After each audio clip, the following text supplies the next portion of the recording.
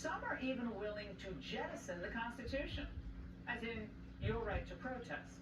We live under the rule of law in this country, and it's imperative that all Americans accept the decisions of our courts, including the Supreme Court of the United States. It is not an option in the United States of America to protest in the streets decisions of Thank you for watching. Please subscribe. The Undemocracy of Trump. Like, what did he just say? Since when? Because we know that they love it when certain people take to the streets. The BLM peaceful protests, they were lovely. And the uproar over the Dobbs decision.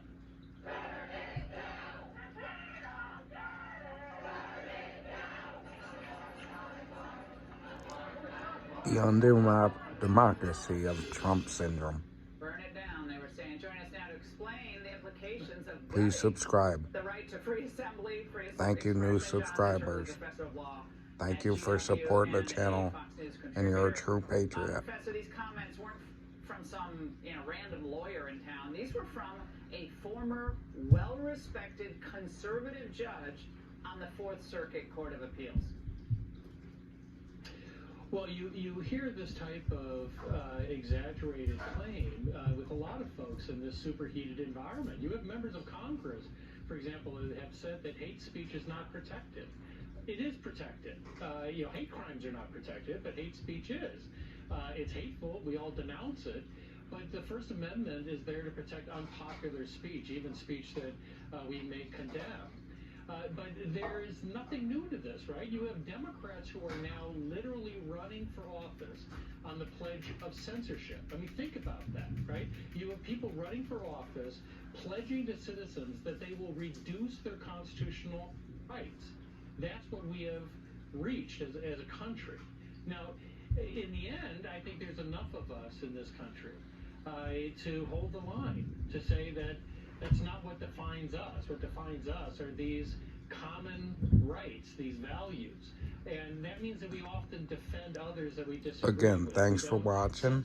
We don't arrest them. You're watching The Undemocracy of Trump syndrome. What we've seen is a panic has Please set in subscribe because everything for more. they've done, from calling Trump Hitler or Pol Pot or Stalin, whatever the latest is, or saying he's the big threat to democracy, yet the boomerang is thrown by them.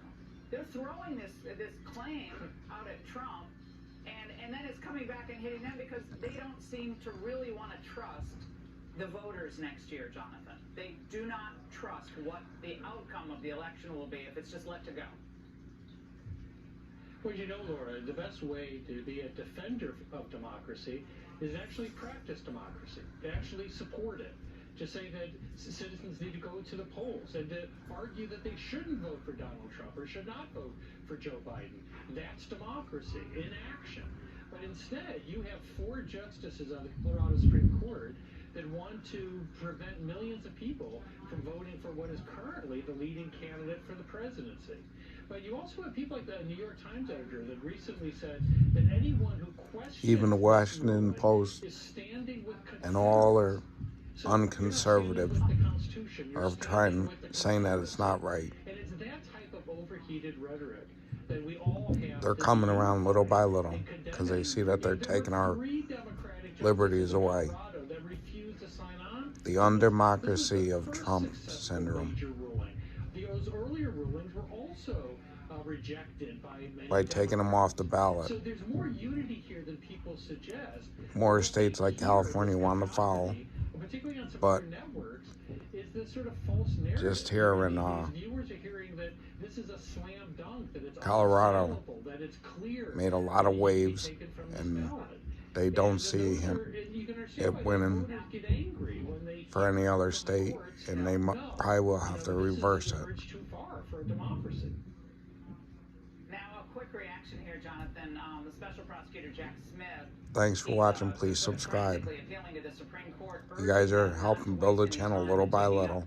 The question of President Trump's All us immunity patriots got to stick argument. together. This afternoon, the special counsel insisting that the resolution of the question presented is pivotal to whether the former president himself will stand trial. The public interest in a prompt resolution favors. Hopefully in 2024, we'll have a conclusion to the Biden if they regime can, it seems to be at least, and put him where he belongs, jail. How do you see this? Him and his whole Well, family. you're very familiar with this court, of course, and the question is whether the Supreme Court. We'll see. Itself I'll be here to bring it to you. sense of urgency. You know, Smith has pulled out all the So if stops you to haven't make sure that subscribed, he can try hit that subscribe and, in his view, hopefully right below convict Trump before the and election. hit the bell These justices may so not you see see that urgency. Even if the you convict Trump, uploads. he's still eligible to be We got a president. lot of new He still will. subscribers And from the certainly, Lincoln if you were to convict him. platform. So the question is, Thank you, why Lincoln, pull the stops out? for all Why the not comments stick with and regular order and allow the the Court of Appeals to subscriptions. rule? So it'll be interesting how the Supreme Court reacts to this. And I'm glad you enjoy it, Filings LinkedIn. we see from Smith, the more we see this absolute priority that he gives. I to bring you all the good shoehorning news. this trial just before Super Tuesday, and it sort of flips the policy. Please of hit that the subscribe justice, if you haven't. which for decades has avoided God bless, precise Patriots. that. They actually don't And I'll like see you next trials time. before elections. They try to avoid that. Yeah, I would be surprised if the court jumped on this. Professor Turley, have a great Christmas, great holiday. Thanks so much. Happy holidays, All right, in everybody. moments, I